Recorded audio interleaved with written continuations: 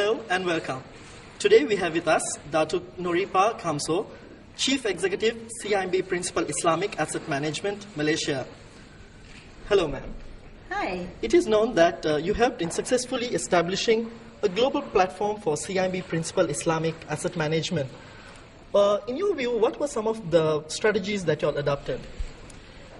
A very clear strategy is that a global asset management outfit cannot have its resources in one country and in one place. We have to leverage on our existing global resources, and they are actually in various parts of the world. That itself explains why it's global. For example, CIMB Principal Islamic Asset Management manages two asset classes, equity asset class and sukuk asset class. For the equity asset class, my global equity team is based in US, in London, in Tokyo, and for Asia is in Singapore. But for sukuk, my investment team are based in US, in London, in Kuala Lumpur, and in Sydney. So the strategy is to make sure that we have asset managers or portfolio managers in different parts of the world, because the execution is all virtual, and the execution will be based on where the liquidity is and where the time zone is. So I don't have to put a portfolio manager in Kuala Lumpur 24 hours manning the desk. From your perspective, what are the lessons Islamic financial institutions can actually learn from the recent subprime crisis, also with your experience from this institution? If I can give the answers in two asset classes. For the sukuk, the crisis has been broadened in terms of risk and concern after Dubai.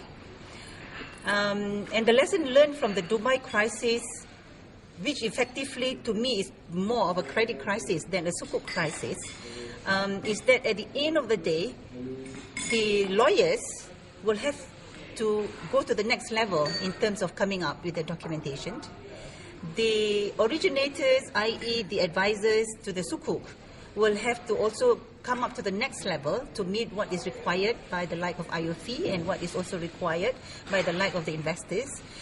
So to me, it is good that we are going through the so-called credit, i.e. sukuk crisis, the last one being in Dubai, because the sukuk market is actually very new. It is only 17 years old compared to the whole Islamic finance market, which is 30 years old. So naturally, in a nascent industry, you will have to go through pains to gain, and one of the pains is to go through one of these processes.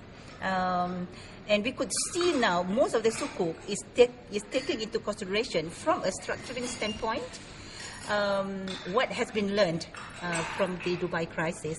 When you talk about equity asset class, the lesson learned from the crisis to me is actually good news. It's very good news.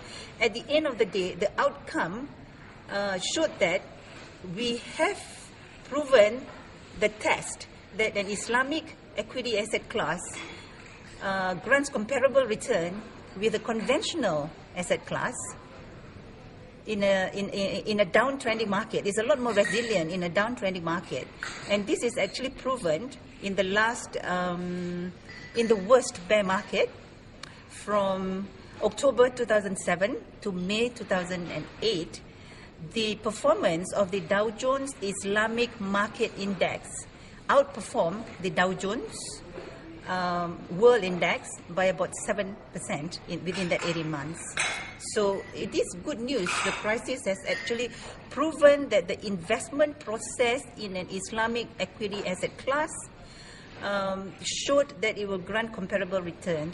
You know, there is this two phases of screening. The first screening is taking out the non-halal, and the second screening is taking out companies that's risky, that's highly leveraged, that has got high receivables, and companies that has got unproductive cash. So when all of this is actually taken out, at the portfolio level itself, it just shows that the investment process in Sharia'h equity asset class has got a quantitative overlay of risk management embedded into the investment process at the portfolio level itself.